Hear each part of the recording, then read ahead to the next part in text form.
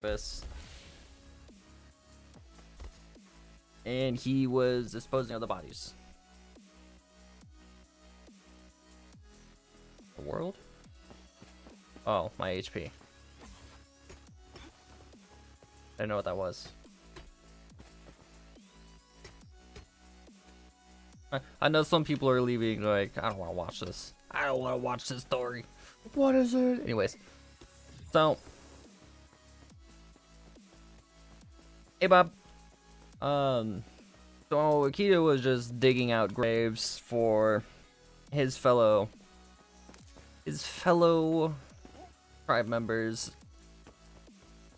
And of course he just dug a big hole and just threw the other bodies in from the other tribe. Instead of giving them separate graves, he just dug a hole and just threw them all in, buried it.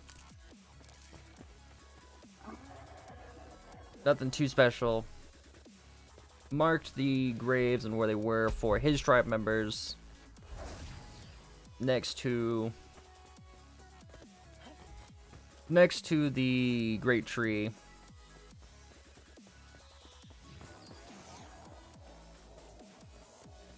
I was trying to think of a good way to explain it. Eventually they're going to set up like a graveyard for their their tribe members. Graveyard type thing. There's an area to bury their fallen. That fallen battle.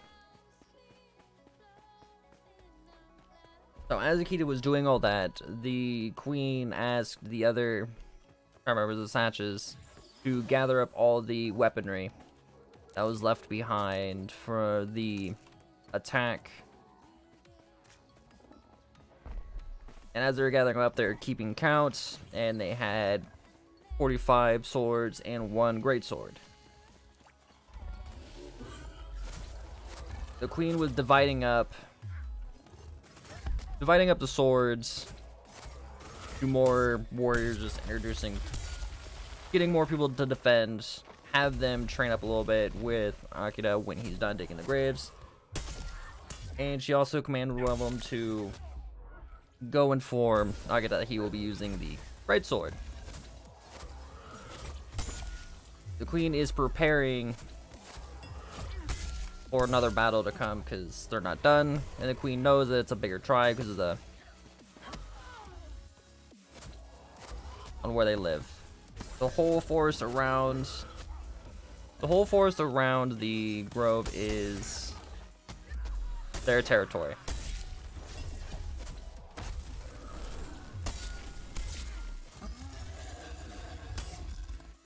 So, as she was talking to the Thatchers, Akeada walks back into the town. They have a slight fence around it. Now, from the defense from the attack, it's not like a huge fence or anything like that. It's just a fence around the great tree, the world tree. And as Akeada walked in, she asked him to train up some of the other Satches. And of course, Akeada not being able to say no to the queen, he said yes. So he grabs everyone that has a sword, he grabs a great sword, and they head out to the yard and just start practicing. He teaches them what he learned in the fight that he had with the other Vancer and the other Satches. He was pushing them to their limit on each cycle. Again, cycles are determined by the colors of the bioluminescence of the plant life and the giant ring around the world tree. So as he trained them, he was getting used to the greatsword as well because it's much bigger, it's heavier than what he was used to. So the greatsword to him is like a normal sword to the Satches. And they were training day after day. Some were improving and some were not.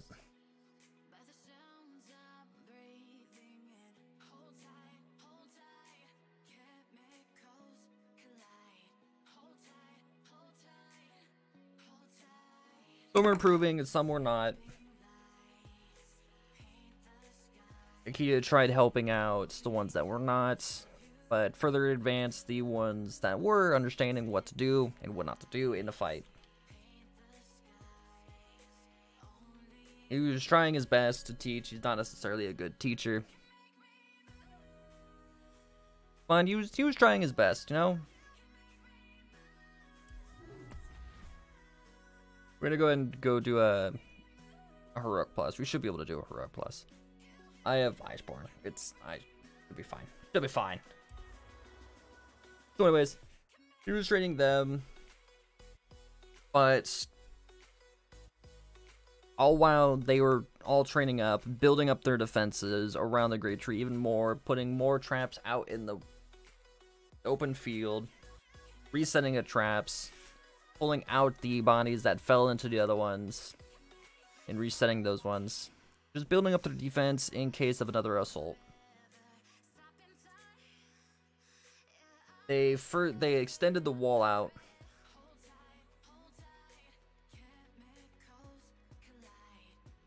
No problem, Rod. If anybody wants to join, just say so in chat.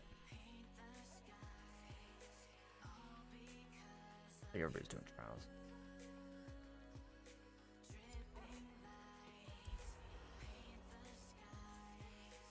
Anyways, the Forest Tribe was watching them through the forest with some scouts. They now have received word that their force was wiped out with one of their advancers. Have a good one, Red. Thank you for the runs today. I appreciate it. Thank you for your time.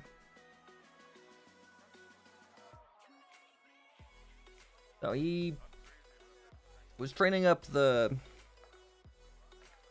They were watching them train, pretty much just spying on them, keeping an eye. And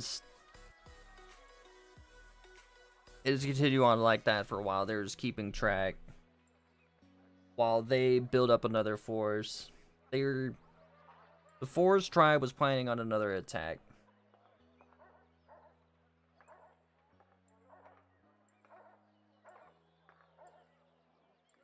While they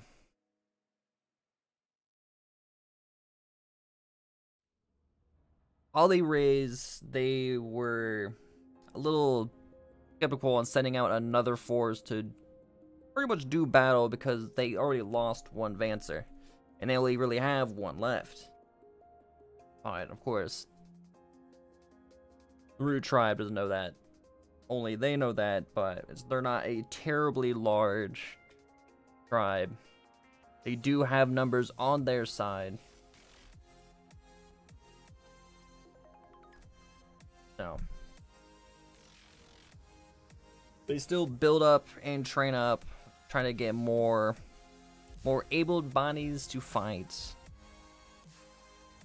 But in our time, a few months have passed. The Akeada improved greatly with his swordsmanship. The Root Tribes, all of them have improved drastically. They were pushed to the brink of exhaustion, while their defenses were greatly improved. They started taking out stones from the thing with the follow. Welcome on into the Grove. They started taking stones out from the mines that they have. Just like metals, stone, anything that they can find to help build up stuff. They don't have metalworking yet. They don't know the different type of materials, minerals, and stuff like that. So they just stuck them all together, piling them up, trying to make a stone wall around the stone fence that they had. Stone fence. A stick fence that has a cross like that. Spiky fence. They put stone under it for more defense. I don't know where I was going with that. I lost my train of thought. But on those few months, he trained them as much as he could. They now know as much as they possibly could, or as good as they could be. for now. But as everybody was settling down, the queen asked Akeada to go on an assault on the forest tribe himself and leave the able-bodies to defend while he went out. He asked when, my queen, and she says next cycle, or next in-between cycle.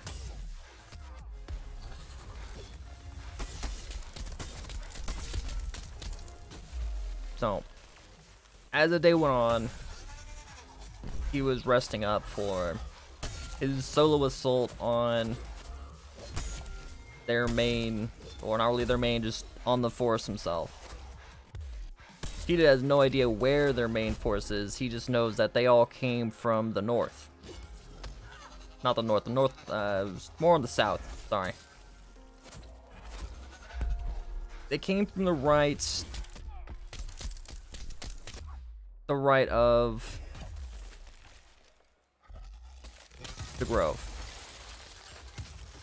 I'm losing my train of thought. So, he is gonna head that way, south, for his first, as he scouts out, trying to find their main base. The forest around is huge, may I add. It's not small. It stretches. Nikki has really had no idea where to look.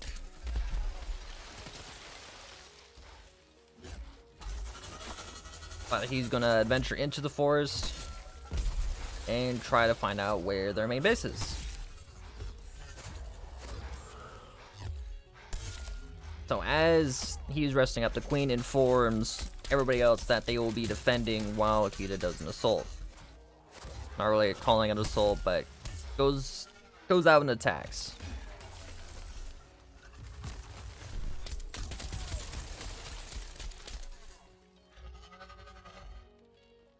So, they prepare, and the time comes for Akeada to leave. Akeada grabs the great sword, ties a vine around it so he can hold it on his shoulder.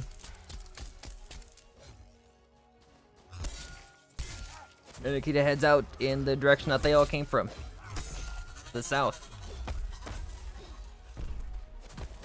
As he approaches the forest, he hears rustling in the trees and in the bushes, just deep in the forest.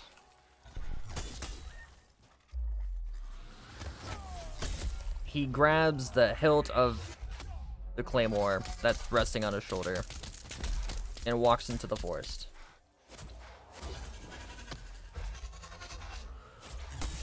As he ventures into the forest, he sees just small little creatures in the trees on the ground. A lot more life than he usually sees in his area. You only see just flying creatures once in a while, nesting in the great tree.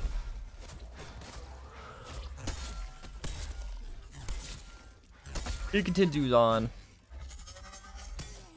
keeping an eye out, taking it slow, stopping on every noise he hears, just being cautious.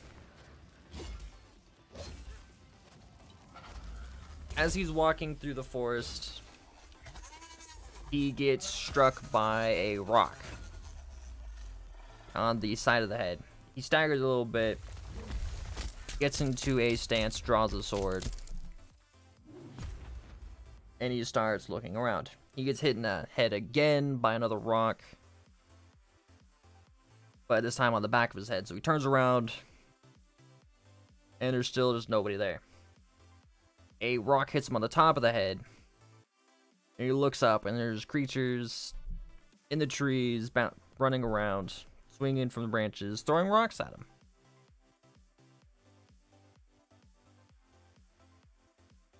He did not really be able to do much against them. He puts his sword over his head and just starts running.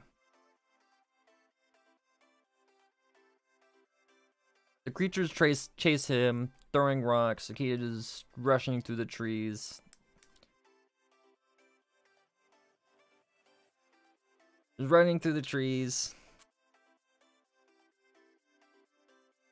And they're all swinging after him. Throwing rocks. The rocks are hitting him, hitting his legs. As he runs, one hits perfectly to make him trip.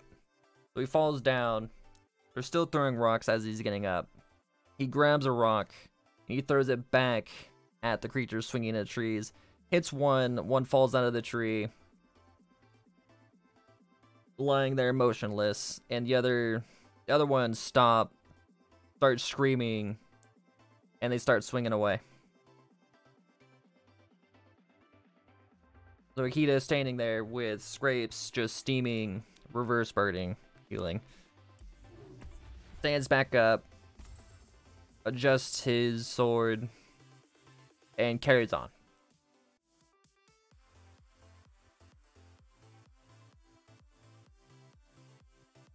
He hears more rustling in the trees, but not up in the trees this time. And there are snapping branches. A lot heavier sounding rustling than he's usually hearing. So he gets ready, stands in a stance, puts his hand on his hilt, just getting ready. Oh, clap. It looks savage. I'm gonna go ahead and swap over to this.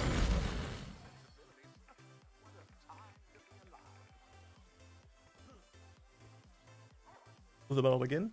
And he starts approaching the big rustling.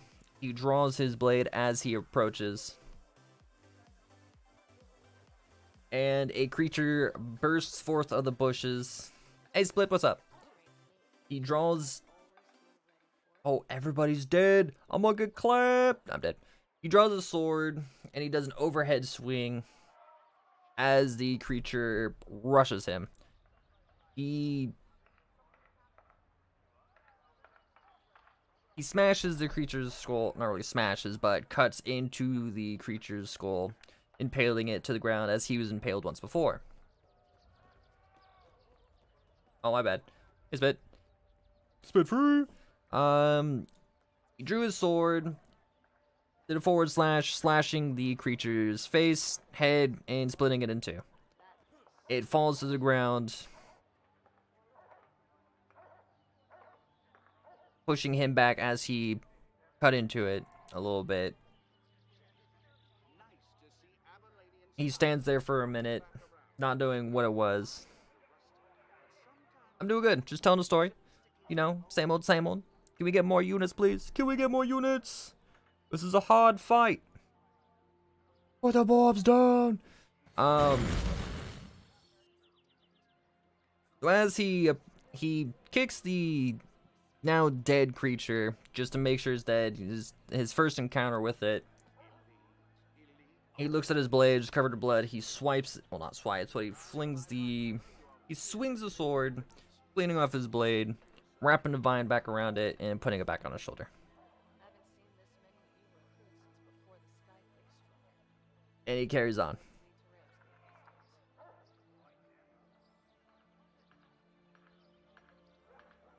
As he's walking now through the trees, he's not crushing. He's being more careful where he steps and how he steps, make less and less noise. Because as he noticed before, all the noise he's making draws more attention to that area. So he's trying to make as least noise as possible. So he's watching where he steps. If there's a branch, he steps over it. He's just being more and more cautious.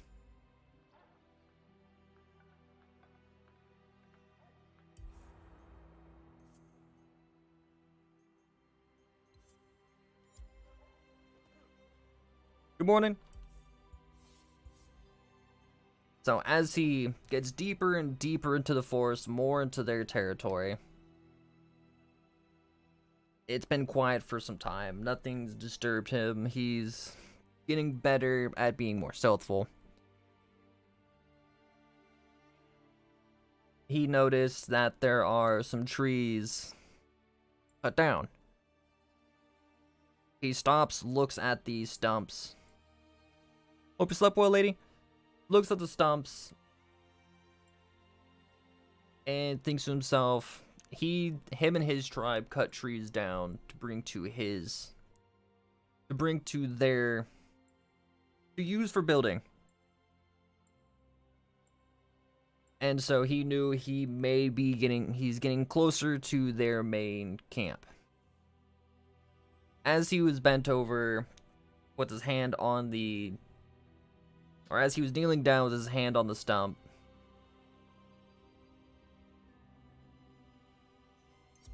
he got hit in the back with he felt a sharp pain in his back while he was struck by something. It's like his back shoulder, like right here, just on like his back shoulder. And it starts burning. He stands up, draws his sword, reaches back, and grabs, or feels what it was, and it was a long stick sticking out of his shoulder. He grabs it, tries to pull up, but he feels that it's in, and it's a little hard to get out, so he rips it out, starts bleeding a little bit more, versus burning. He looks at it, and it was a stone tied to a stick with leaves at the very end. He ends up getting hit by another one in front, in the same, on his shoulder, but in the front this time. Falls back a little bit, looks at it, looks forward. Another one is flying at him, but he turned to the side as it whizzed by his face. He then rolls over the stump and pulls out the other arrow. Or we now know it's an arrow. Pulls out the other arrow in his shoulder as he starts healing.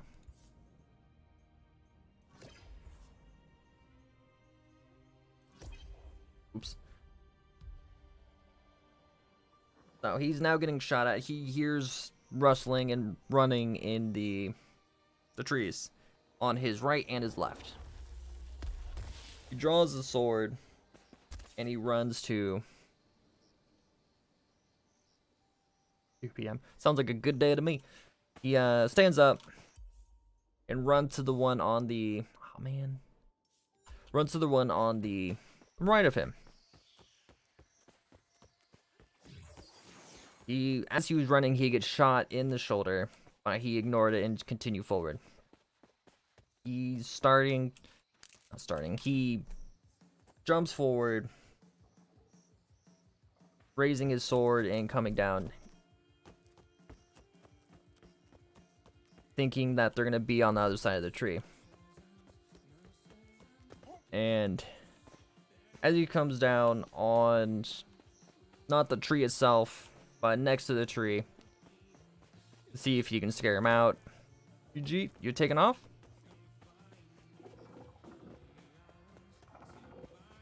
But nobody was there. He hears wood creaking. Think about, it's like when you draw back an old bow, pull back, he hears it. He then gets ready. The arrow is loose, it's flying at him. He's sending pulses out, see if they're anywhere near him, but they're not close enough. He can send pulses out that goes like around, what was it? Like just 20 feet in front of him, and behind him all around, just 20 feet. Pulses, it's more detailed the closer it is to him. Just faint shapes will be at the 20 feet mark. It's more clear at 10 feet. But he's sending out pulses, searching for them. As he's sending out pulses, the pulses are now hitting the arrow because he's focusing more. He was able to see the arrows flying at him, so he's able to dodge them easier. But he has to stay focused in a battle stance. Now just waiting, because he can't get close enough to them to do anything to him, because they're a lot faster than he is. They know the forest more. They can get around easier. So he just stands in a defensive stance, waiting for the arrows to come at him. He's using the shield. He's using the sword to block some arrows, and he avoids the others.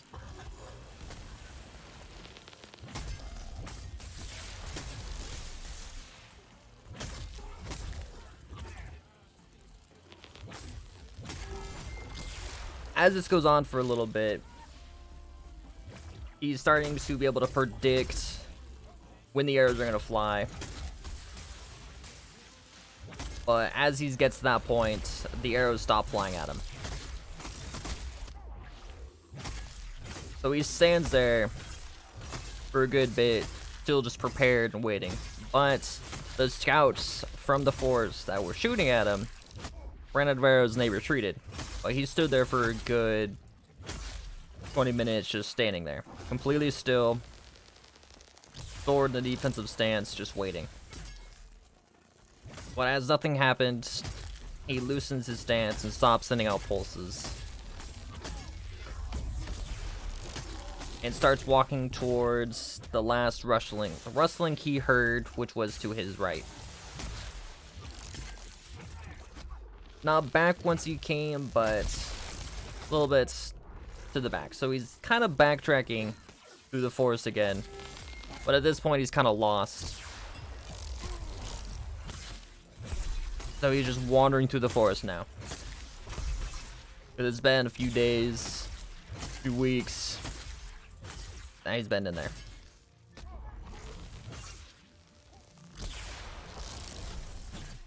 So as he's wandering,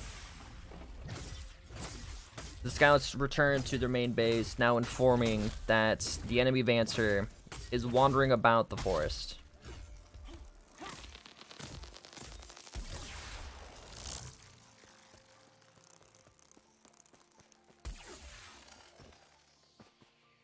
They send out more scouts. They also send scouts to go check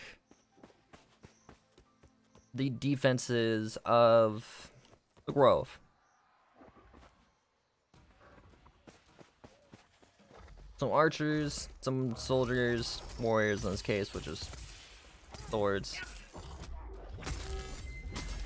Now head towards the grove to pretty much probe its defenses.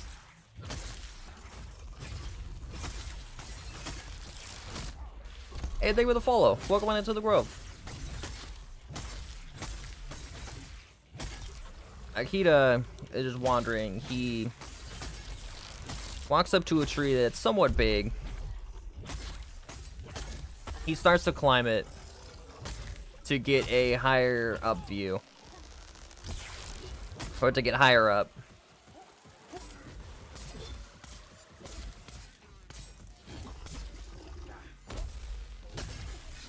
Huh? No. I'm mindless. I'm not even paying attention to what I'm doing in game. Just kind of running on autopilot as I tell a story.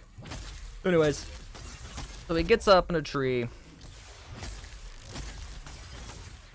Higher he gets, less he can see with his pulses, but more of an area he sees. Bioluminescence is lighting up the forest, of course, but as soon as he gets up to the top, he doesn't really get to see too much, but there's dark patches. The tree is above the other trees. As he stands up there just looking out, he sees dark patches. He looks back to where he used to be, and there's another dark patch, and that's where the stump was. So he looks around, now looking for more dark patches in the forest. He sees a large dark patch with no bioluminescence. Real no. How you doing? With no real bioluminescence. It's just a dark, real dark patch.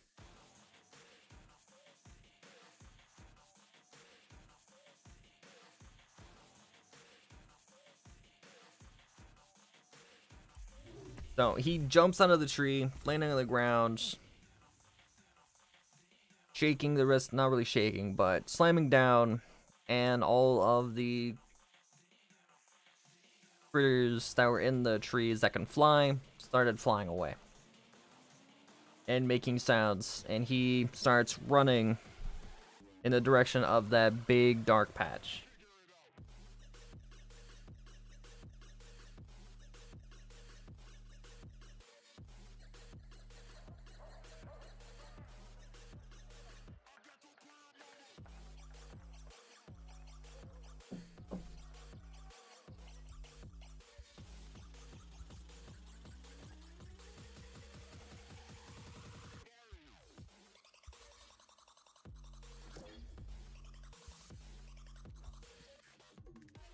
So as he runs to the dark patch, he's not being stealthful. He's just running, breaking branches, snapping branches that are in his way, and just running. He gets to the dark patch, and there's just... he starts sending out pulses because there's no bioluminescence around him. Snippet of info. Yes, the root people have a slight advantage over others that are on the surface that are so used to the bioluminescence that they don't necessarily need it, but it's now impactful on their... it's impactful on them. It's like if you turn off all the lights in your room and there's just some light, you can like just barely make things out. It's a disadvantage. So the root people, the root tribe, have pulses that they can send out for like echolocation, just stuff like that. It paints a picture in their mind on what's around them. It's a wave that just goes out.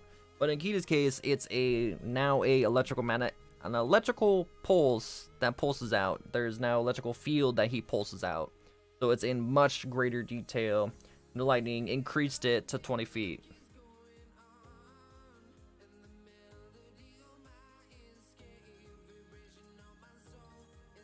So he's sending out pulses with every step.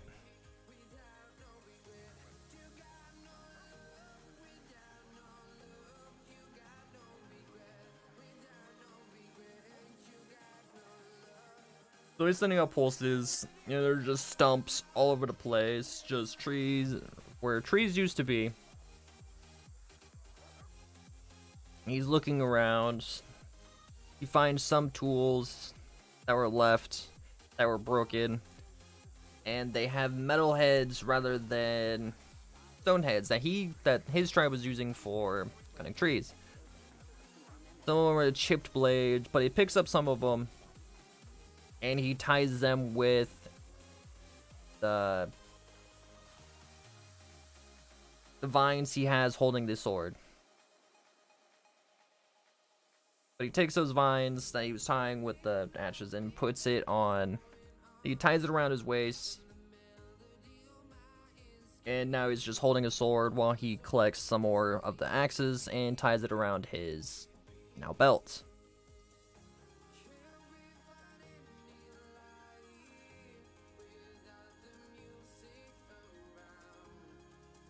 And yes, he's going to use those in a combat. He's gonna now use those for throwing,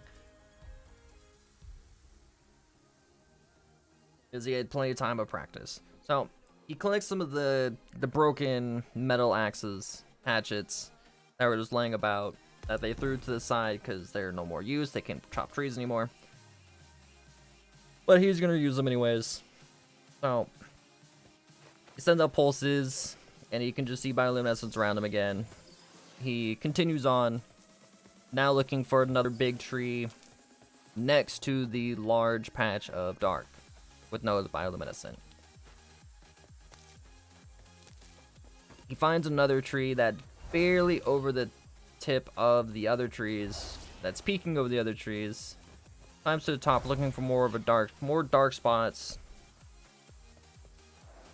But he doesn't find any huge dark spots, but he does find a big tree, a taller tree, that he's now going to go towards to get a better eye view. Drops down and starts walking forward. But he hears the same sound he heard before of a creaking wood, not necessarily like a bow pulling back, not branches snapping. So as he hears this, he immediately gets into a stance, awaiting the arrows. But as the forest tribe, though, is there about to shoot at him, they notice that he already got into his stance, and they just held. They stopped moving with the arrow drawn back. He just stands there for a good few minutes again, just waiting to see what happens. He relaxes, and then they loose the arrow, and it hits him in the knee. He falls to the ground, pulls the arrow out. They draw again, but wait. He just stands there and just waits.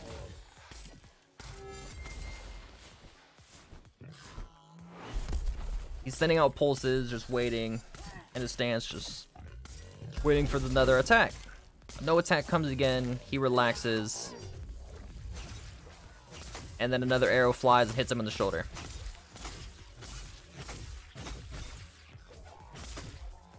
It came from in front of him, so he gets behind a tree, pulls out the arrow, and he starts thinking to himself, how are they getting him? There's all that, just trying to come up with different ideas to evade the arrows.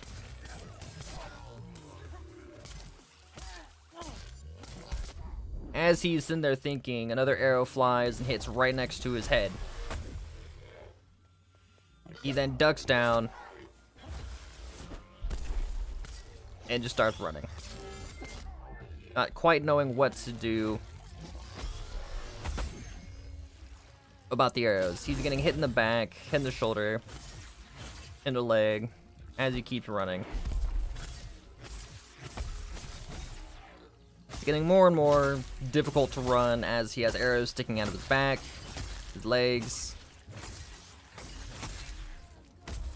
He grabs one of the hatchets that's on his waist as he hears the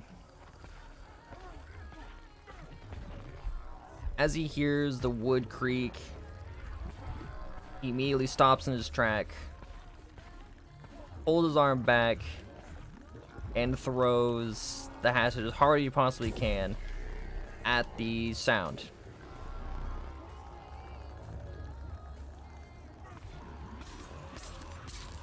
The hatchet lands right next to the other. It hits the tree right beside the scout. The scout jumps back and snaps some branches like on the ground. Not as careful as they usually were. Akeada heard this and he immediately started running, smashing the ground with every step. The Vancer looked forward, and Akeada was already on him. Akeada grabs the neck of that scout. Grabs the neck of that scout, and then pushes it up against a tree. Squeezing the neck. But not too hard.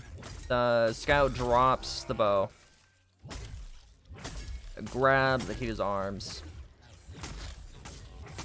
Trying to pull free. Akeada hears more creaking behind him. He catches. Let me rephrase that. He catches the sounds and he hears whistling. Well, not really whistling, but he hears the arrow flying at him now. He looks back at the satch he has in his hands. He moves the satch in the path of the arrow, and the arrow hits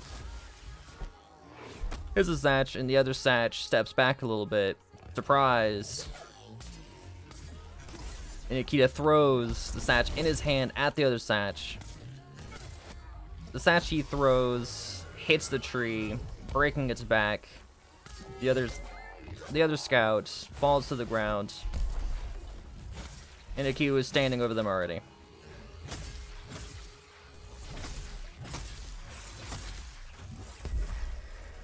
The other one tries to get up. Akeada grabs the leg and slams him against the tree, breaking his back as well. Or at least the back. So they both lay there. One is already trying to crawl away. The other one is being dragged by Akeada. Akeada steps on the other one. Steps on the other one and just asks, "Where is your guys' camp?"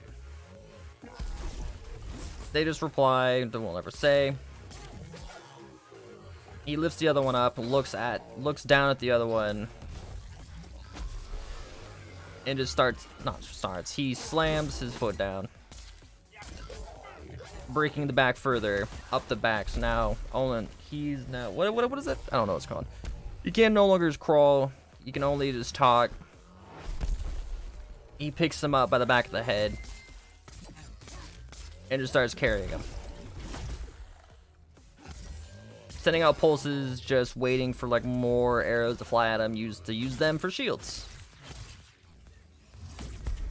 The other one's still trying to grab stuff to pull away, because it's still being dragged by his leg.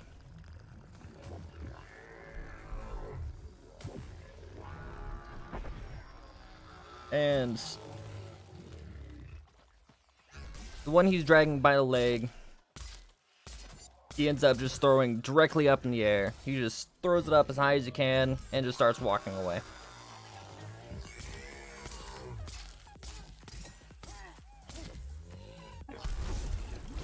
And it just listens as he throws up. Well, throws the other Rancer up, just not the Rancer, the other Snatch as high as he possibly could. The one in his hand is just in pain, just yelling. And then the other one just plummets to the ground, dying instantly on the impact. He just shows, points the head towards the now dead body of the other scout. The other one starts panicking. He can no longer feel pain because his back is broken completely, that he can't move at all.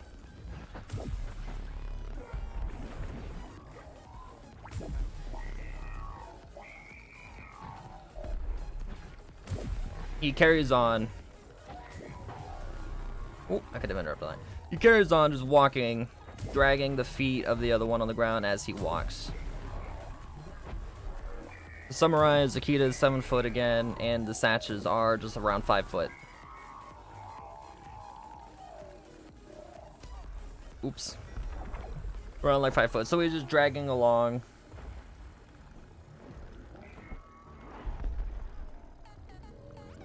In the path that they were shooting him from. He finds another chop down tree, but they're starting to get more and more frequent as he walks. The other one starts panicking because Akeada is getting closer and closer to their main camp. He bends down, and the other one just starts panicking and yelling. He slams its head on the ground, knocking it out.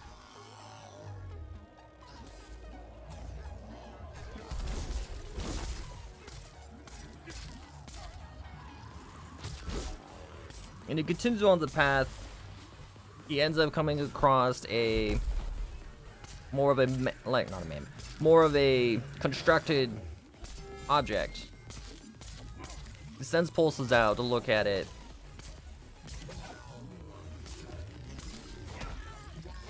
Of course, it's further away. He's still in the trees. There's a clearing for it, and it reminds him of the doorway into the great tree.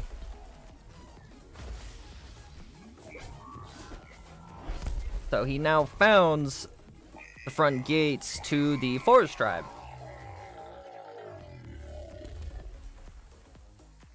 He's still holding on to all the hatchets he's found. Now the unconscious, broken back scouts. He's sending out pulses. He turns around.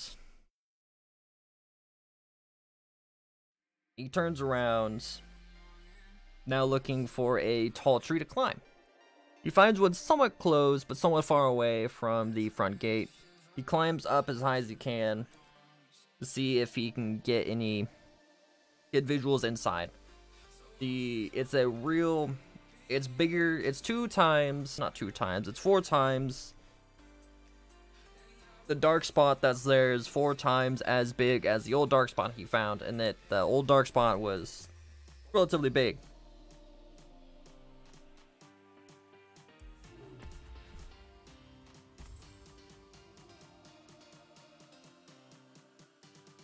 So he now pulls out all the arrows that were still sticking in his back up on the tree, throwing them down on the ground, keeping some of them just for learning purposes later down the line. He has their bow, he has 1 arrow, and an unconscious an unconscious broken back scout with some hatchets. He has 4 hatchets, great sword, 1 arrow, 1 bow. But he takes the bow off. He takes the bow and arrow, sets it down, takes 1 hatch, sets it down, and keeps the sword and 3 hatchets on him. He picks up the unconscious scout and drops out of the tree. But he's not jumping all the way down. He's climbing down the tree to be more quiet, because he now knows where the front gate is.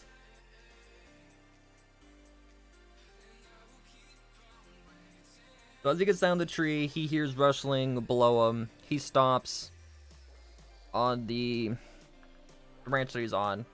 He kneels down and just starts sending up pulses. He's somewhat close enough to the ground to start making out shapes, but he climbs down a little bit further.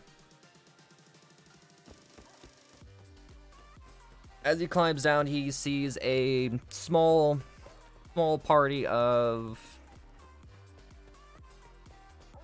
the enemy. So now that he sees them,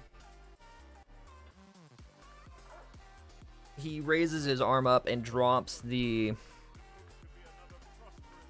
unconscious thatch down, landing in front of the enemy party. But as he drops it, he starts climbing down as fast as he can. Body lands in front of him. They stop in their tracks, and he drops behind him. He draws his sword stealthily as they look at the unconscious body. And they're a little bit horrified, but he gets both hands on the sword, pulls back, and swipes and cleaves their heads off. There's a party of 4, and they're all standing around the dead body. One was kneeling down, but as soon as it stood up, it saw Akeada, but it was already too late. His sword was already in action, and it killed the rest of them. They're now all headless. He picks up the unconscious one again, leaving the dead bodies of those ones, and starts walking towards the front gate.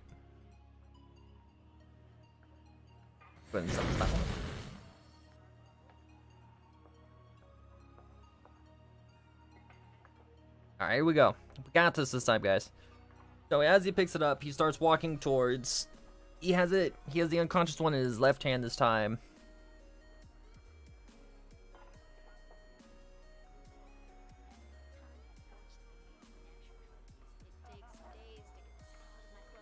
Oh. I think we might have lost again.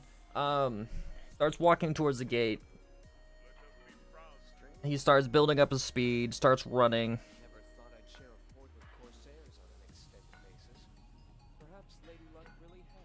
He's running at full speed.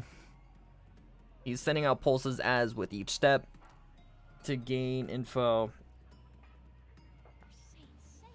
Also, to clarify, the pulses now travel at lightning speed because they now have lightning fused with each pulse. Before, it was just going at the speed of sound. Now it's going at the speed of light.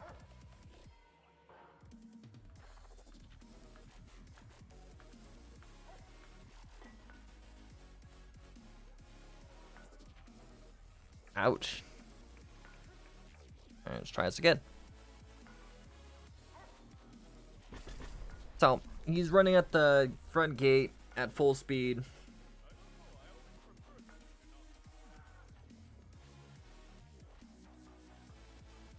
Running at full speed, as he gets into the clearing, the enemy force sees you're coming now.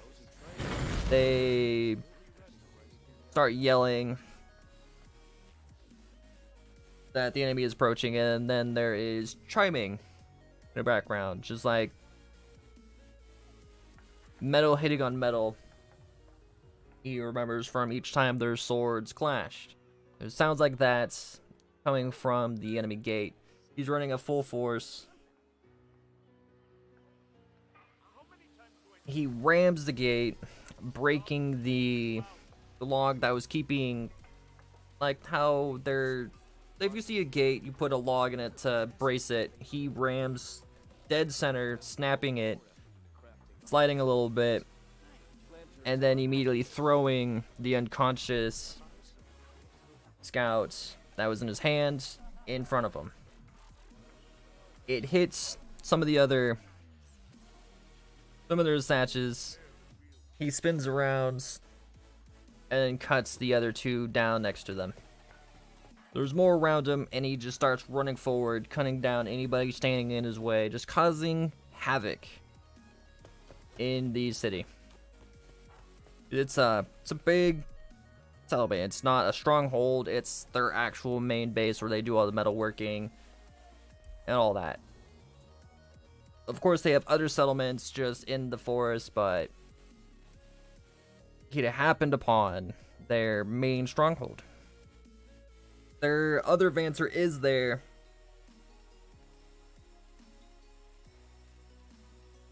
And they'll be engaging soon. But in the meantime, he is running around, breaking into the houses, cutting down anybody and everybody in his path with his claws and sword.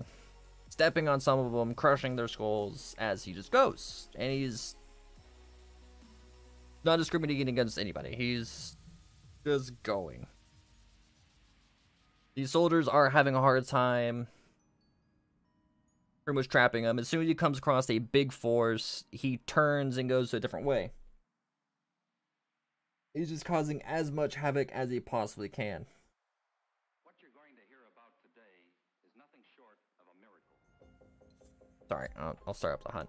He's just causing as much panic and havoc as he can. There's non-warriors just running around like they're civilians, just running around. He's still cutting them down as they run from him. Small groups of warriors under front of him, he's cleaving them, grabbing them, throwing them at others.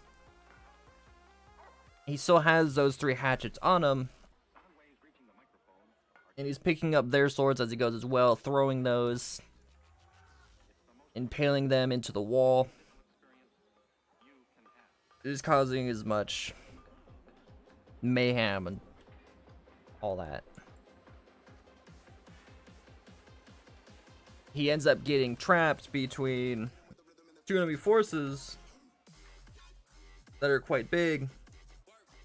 They rush him, and he just rushes one side, swinging his claymore just side to side, pushing them back, knocking them down, using just his sheer strength, trying to save as much energy as he can, because he knows that there's a bigger enemy to fight, and that's what he's trying to draw out by causing as much panic and destruction as he can. He's not as threatened by the smaller warriors as he used to be, because he now knows how to fight, in essence. Before, he was very uneducated on battle.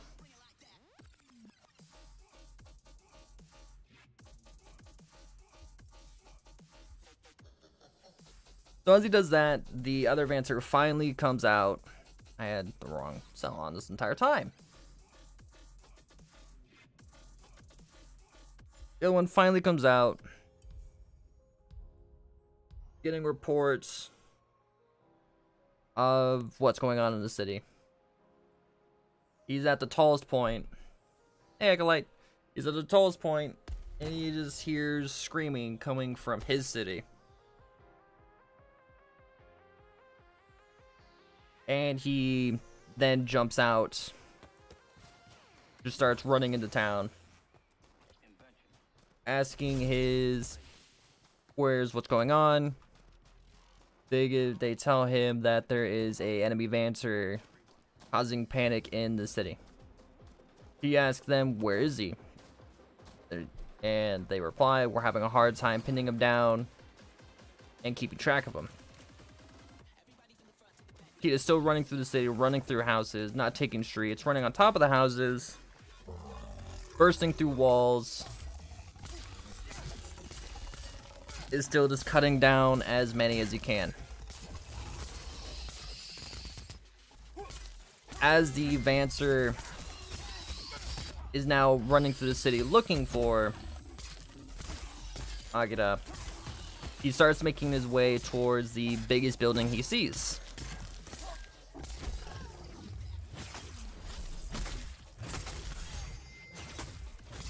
as the other Vancer is now in the city.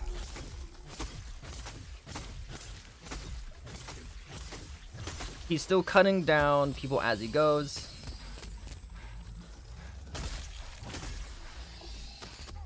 Oops. But he's now making his way to the capital of their city. He gets to the entrance and there's a lot more guards with the gate shut. He runs at the gate, slamming into it at full speed still. And it caught the guards by surprise. He didn't break down the door. But he's now looking at the guards and the guards are looking at him. They draw their swords. He stands back up. Turns to the guards.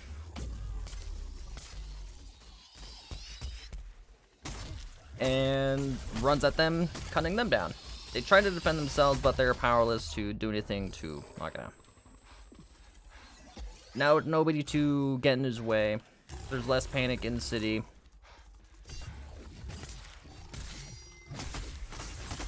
The guards are confused. Not guards, well, I guess the city guards. They're running around. But Akeada is now in the main capital. He shut the door behind him as he, of course, broke the lock behind him, but it's still cracked open a little bit, but he shut the door behind it as much as he can. And now he's wandering in the capital.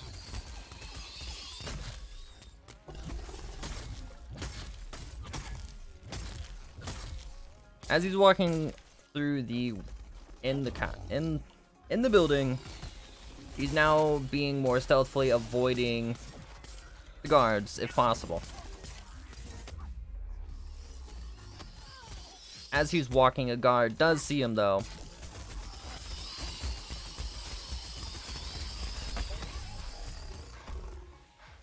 And before he can yell, Akeada grabs his face, smashing it in his hand. And then dropping him where he lies.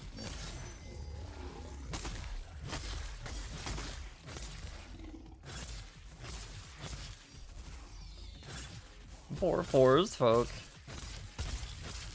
He continues on, dispatching guards stealthily now instead of making as much sound as he possibly can.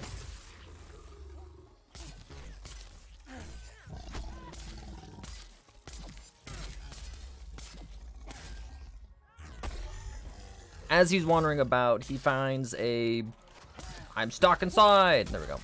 He finds a bigger room with a person sitting on a throne in the middle.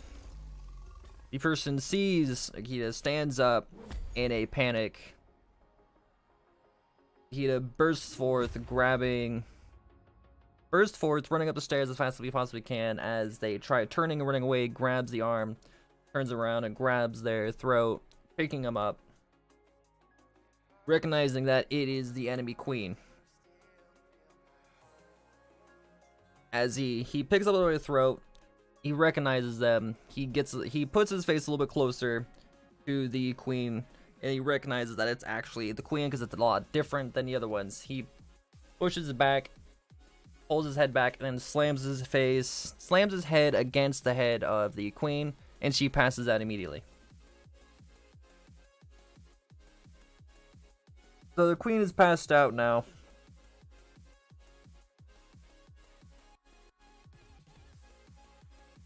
Yeah, he headbutted. He throws the queen over his shoulder.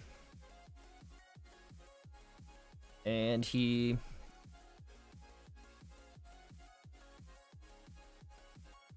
starts walking out. Some of the guards walk into the chamber because they heard the queen scream.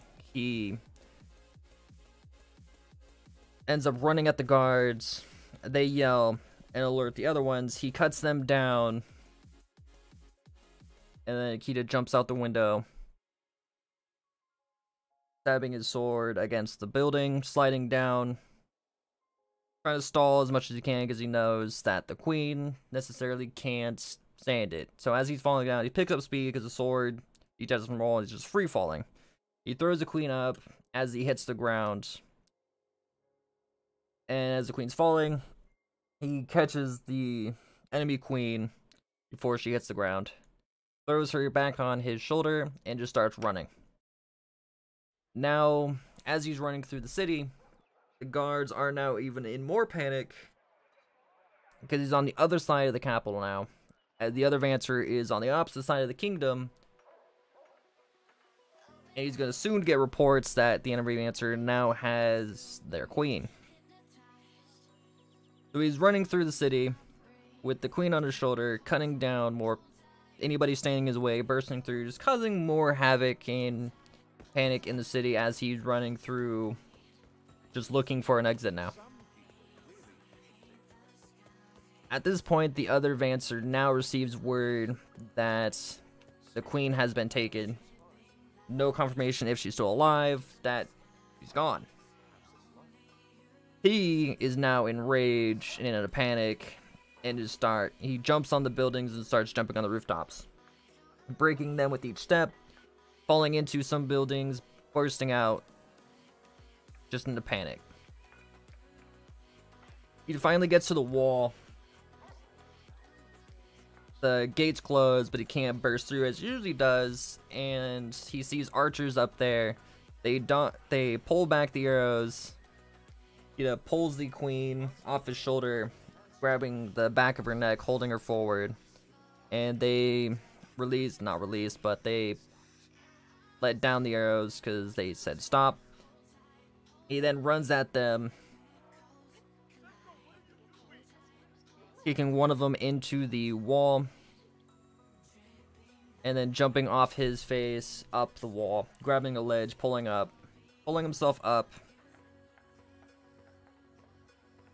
And the archers pull their arrows back again, but again he still has the queen on his shoulder, and they don't, without risking of the queen, they just start stepping back. He cuts down one of them, and then turns to face the city again. The other Vancer is running at the other gate because it sees Akeada. And Akeada just looks at the other Vancer, and it jumps off the wall, and just goes back into the forest. The other Vancer bursts through the gate without Akeada in sight. He now tells everybody to scour the forest in search of Akeada. Akeada running through the forest a lot more stealthily now knowing what not to do to cause noise.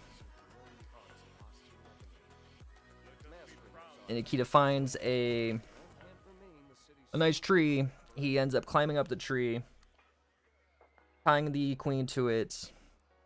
Not tying to the queen, setting the queen in it, and just dropping down a little bit for his pulses to reach the ground.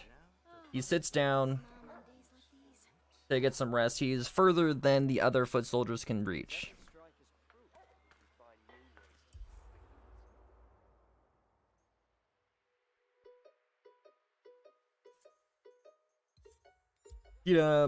Resting and healing up a little bit, because through all the mayhem and mayhem that he was causing, he was still getting hit by other swords, arrows. He was pulling out arrows that he had in him, because he was still injured, but he wasn't at 100% to fight the other Vancer, and he knew it, so he was just retreating for now. But he now has the queen on his side. Not on his side, but he has the queen as leverage, I guess you would say. But you can't necessarily say he's gonna use it for anything like blackmailing, bribing, or anything like that, because again, he's a Vancer. He was born to fight. He just knows that this individual is important, and without somebody important to tell the others what to do, as the queen tells his tribe what to do, he took them. So they can no longer receive orders from the queen.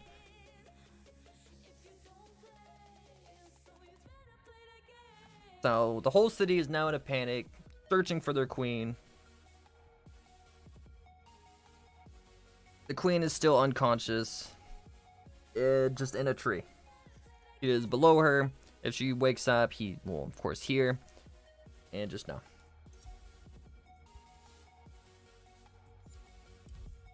So Akeada finally removes all the arrows that were sticking out of him on his back, legs, arms, side of his head, or just anywhere that there's arrows. They are now removed. And of course, before he jumps back down, he's just going to heal up a bit because some of them went deep and he's ripping them out, so it's going to take a little longer to heal.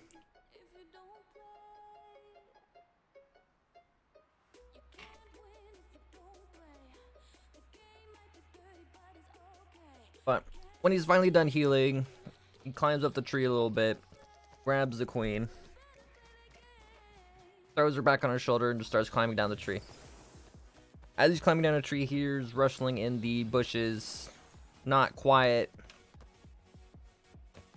because they're in a panic, just searching frantically throughout the forest all over. He puts the queen on the branch that he is on, drops down, landing on the ground with a force enough for people to hear. The party that was next to him starts running to the location. He's no longer in that spot. They look at the ground, and they just see indentations as they're leaning down. He is already behind them with his sword raised and cuts them down.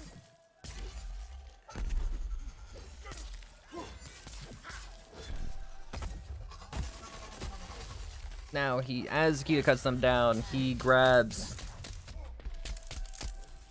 anything that's off of them that can be used to tie the queen. He grabs the belts that they had that was holding the swords up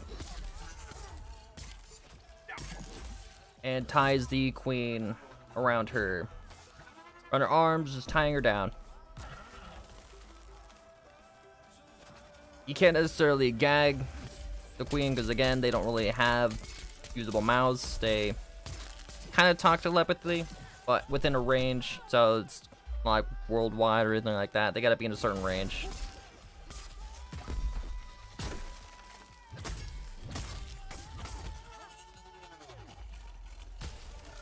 So anyways,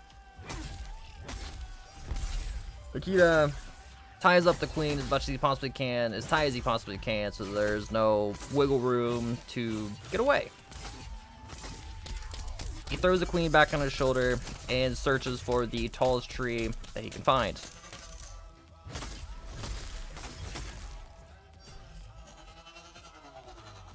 As avoiding as many parties as he possibly can.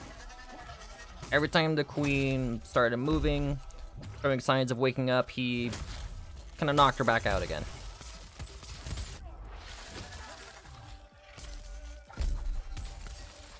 And he finally finds the tallest tree, climbs to the peak, and then ties the queen to one of the branches.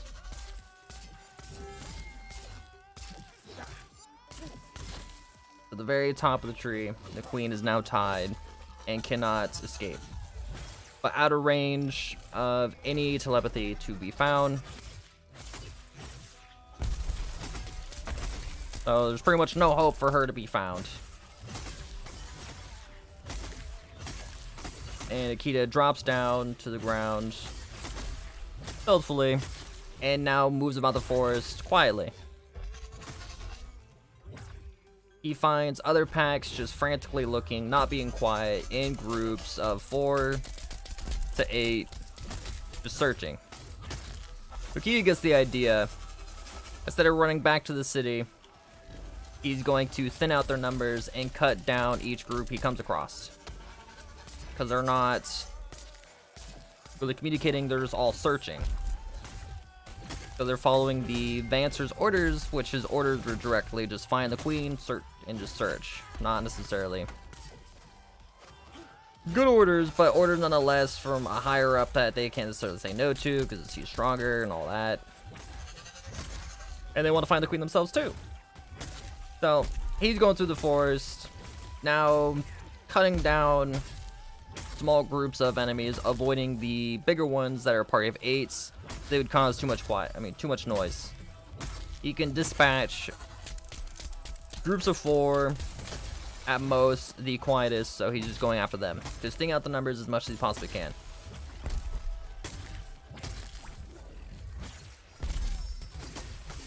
So this goes on for like a week or so. He's just thinning out the numbers. They're getting reports of scouts not coming back, dead bodies in the in the forest. The Vancer doesn't care. He just tells everybody to find the queen as fast as they can. So the search goes on. Their numbers are getting whittled down each day, each week by a great amount. The parties are getting smaller and smaller. So now the biggest group is going to be a group of 4. This is all warriors, guys, not the citizens that are now in the city. That are still...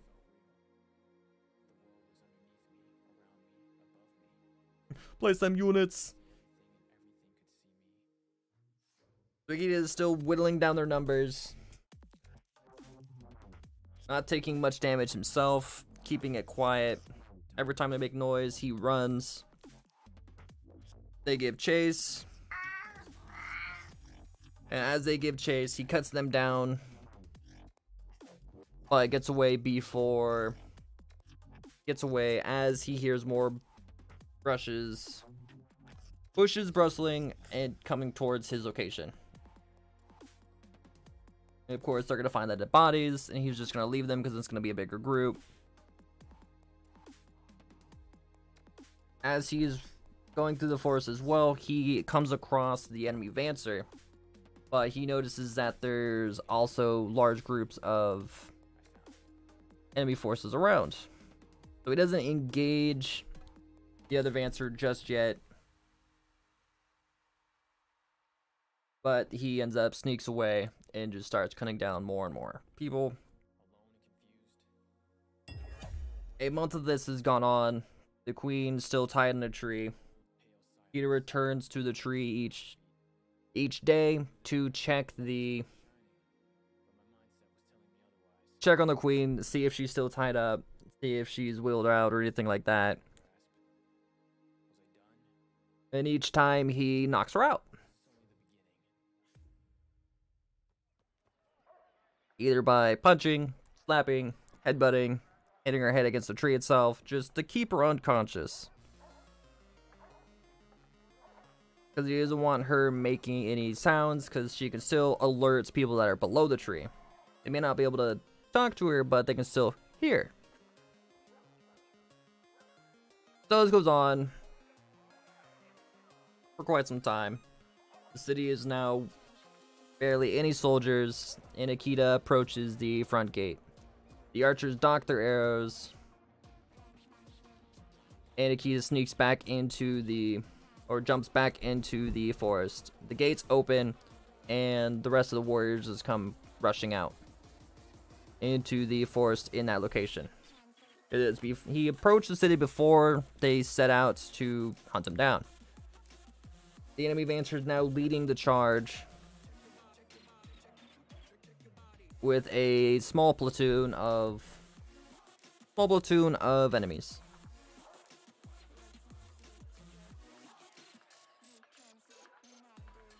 They are chasing Akeada because he's making sounds as much as he can, but they're not able to catch up to Akeada because Akeada's been in the forest for a month now. So he now knows it almost as well as they do. But he has the greater speed.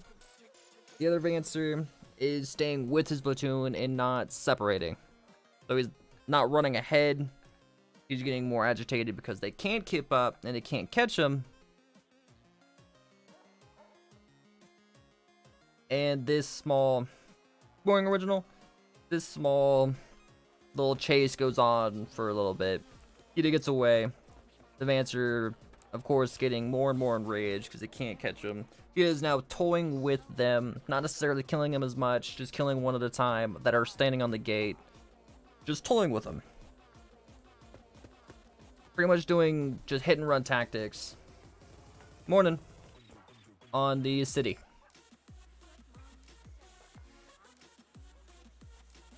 He throws rocks as hard as he can, smashing the archers that are on the wall. They get alerted, they open the gate, they rush out, and chasing Akeada because he stays in visual range when he does the initial attack.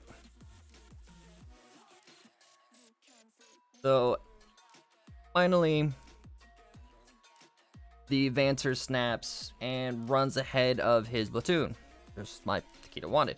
So he runs ahead, he now slows down a little bit, keeping in range of the Vanter as he just bursts forth, knocking branches down, even knocking trees down, using all his strength to get at Akeada. Akeada keeping out of arm's reach, just running straight,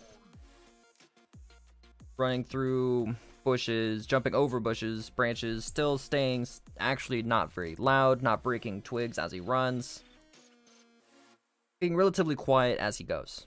The other Vanter just making as much noise as he can. Akeada gets to a clearing, but instead of running into the clearing, he banks right. The other Vanter bursts through the forest into the clearing, like where they cut down the trees, and he looks around, doesn't see Akeada. He just snuck around, went to the right, snuck around, backtracked, and just starts running back. The other soldiers are running to where they were, just following the trail, but not as fast, of course. He is now backtracking as well through the forest, next to the trail that was left by the enemy Vanter.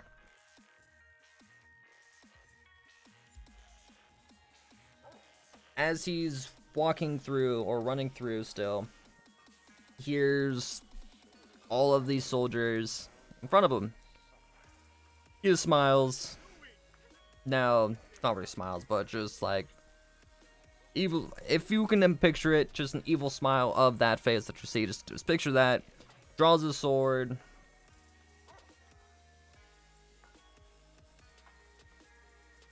I could do that if you want. I usually best. Anyways, draws a sword, bursts out of the tree, swiping, cutting several in half, and just engages on that large platoon of now panicking group because he engaged on one side,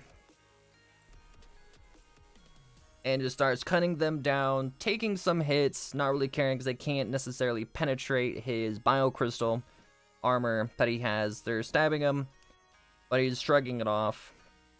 And he just starts cutting them down. Some try running. He picks up some of the swords and flings them. He swipes his sword to the right while using his feet to grab the shoulders of some of them, dragging them down to the ground. Spinning his sword around, stabbing it into the ground as well.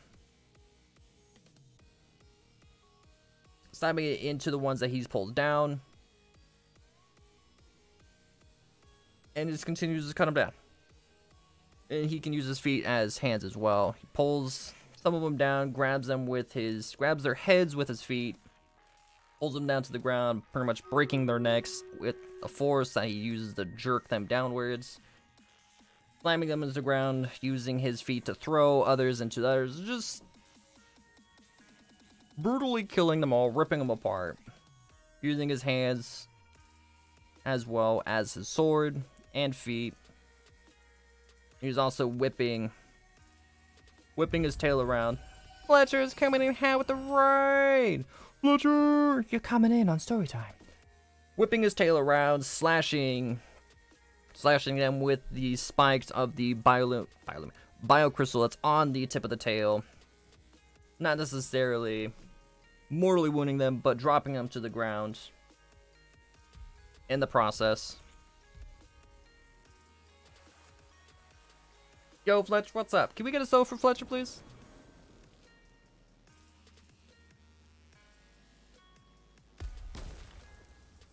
I got it. He ends up killing all of them. Some try getting away. He throws the swords at them that are on the ground next to him, either with his feet or wrapping his tail around and whipping them at him.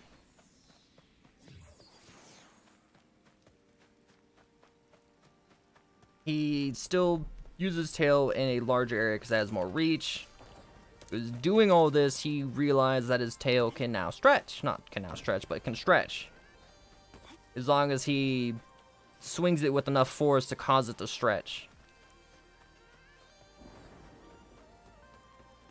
No.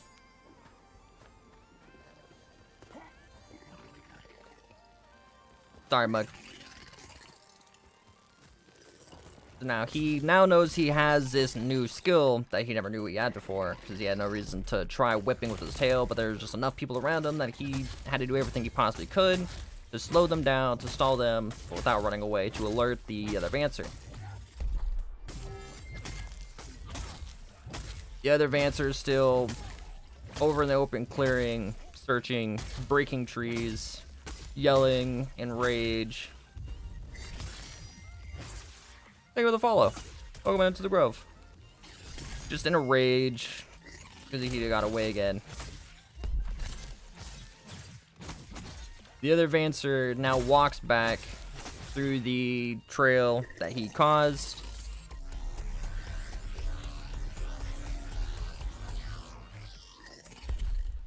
And he was just in a blind rage, so he didn't really know what he was doing. But he approaches where the platoon was, and he sees them all ripped apart.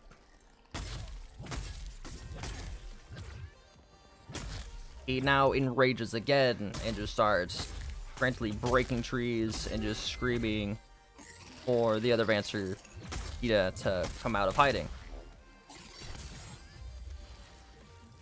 Akeada staying in the shadows more. Alright, see you later, Fletcher. Thank you again for the raid. Welcome on, everybody. Hope you enjoy Fletcher's stream. Sorry, Fletcher. Just doing short time right now. Just screaming, and Akeada stays in the background, just toying with the other Vancer.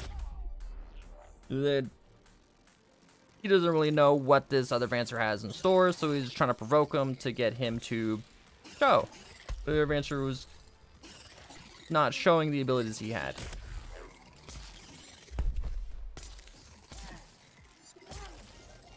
So in the blind rage, Akeada, as the other Vancer is in the blind rage, Akeada picks the hatchet that's on his belt and just throws it at the other Vancer as hard as he possibly can. It hits the other Vancer in the side of the head. The other Vancer falls to the ground. Akeada is staying in the back, still just waiting, watching. The other Vancer gets on his knees, pulls the axe out of its head, and he just watches closely to see what the other Vancer's healing ability was and just stuff like that. As he was looking, he starts looking closer and closer. The axe didn't actually go into the Vancer's head. It was stuck to his head. It barely went in at all. The other Vancer had this hard amber like crystal around the wound, catching the axe before it went too deep in his head. So the other Vancer stands back up. Akeada throws another axe, but as hard as he possibly can at his chest. It hits the chest of the Vancer, doing the exact same thing.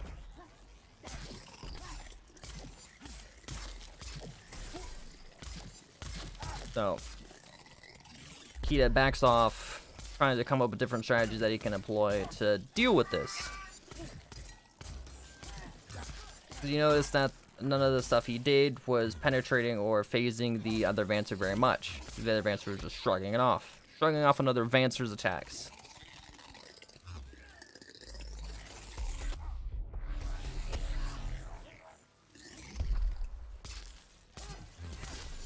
Akeada thinks to himself how to deal with this.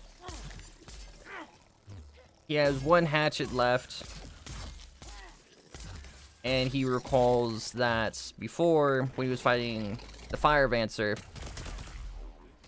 That's the other Fire Vancer imbued or made the sword, the claymore that he has, on fire. He knows he has lightning ability, but not necessarily how to use it to that degree. So instead of imbuing the sword, he instead tries using it to empower his own strength, like he did before.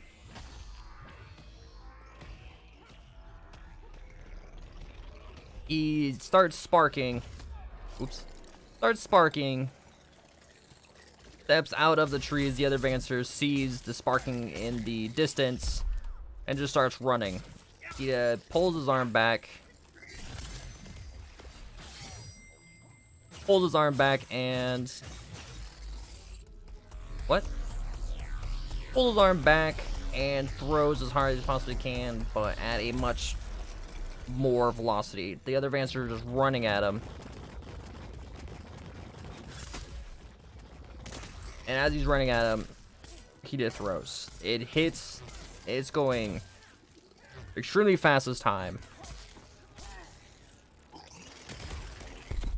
And it hits the other Vancer in the chest, but as before, it hardened as soon as it punctured the skin. It went a little bit deeper, but not too much, but it blew back the other Vancer. So he came to a complete stop and fell to the ground. And he was watching the other Vancer still, but now sparking, and everything's slowing down as he... The other Vancer is slowed down. The other Vancer is now not necessarily calmer, but laying on the ground, and he sounds like he's struggling to breathe. He got hit in the chest with such force. Well, not really breathe, but just struggling. He's dazed, just struggling to get back to his feet. And Akeada thinks to himself and looks at the... Draws his sword and looks at his sword.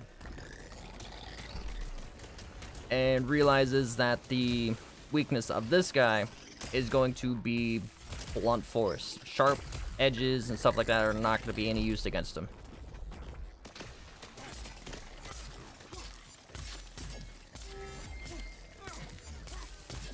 So he puts the sword away and walks away. The other Vancer is still struggling to get to his feet. Gets to his feet and just starts yelling again and just screaming. Hey, bro, what's up? What's up, Dave? How you doing? Now with a idea of how to combat the other Vancer, he just starts getting ready for the fight that's to come. But their force is now dwindled down. That there's only a good handful of, like, another platoon left. He goes back to the tree of the queen. The queen is awake, struggling to get out.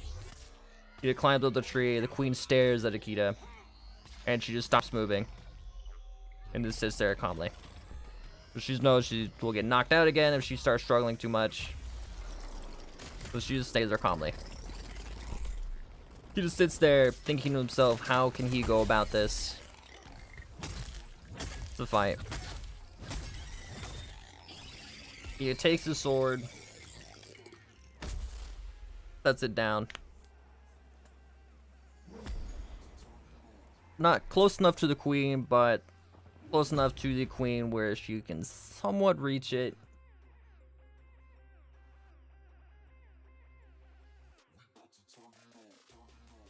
Left. What? Puts her close enough to the queen where if she was able to wiggle out, she could reach it and then cut herself free. But it is still there, so she doesn't even try. She just sits there calmly, swapping her attention from the sword to Akeada, to the sword to the Akeada. And Akeada just sits there thinking to himself. Some time passes, and he gets up, jumps out of the tree, leaving his sword behind.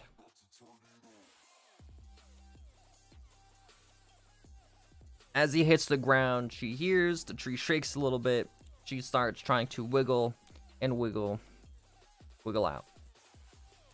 Akeada leaves to start going towards the enemy camp now, the main fortress.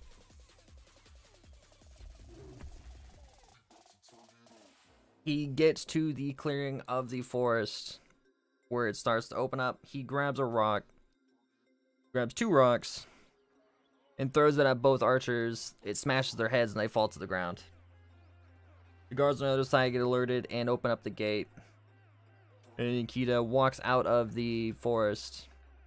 The other advancers starts knocking down the other troops, knocking them down, pushing them out of the way, telling them all to move and get out of his way. But he's still mad and enraged, not really thinking as clear. The queen has been gone for months at this point.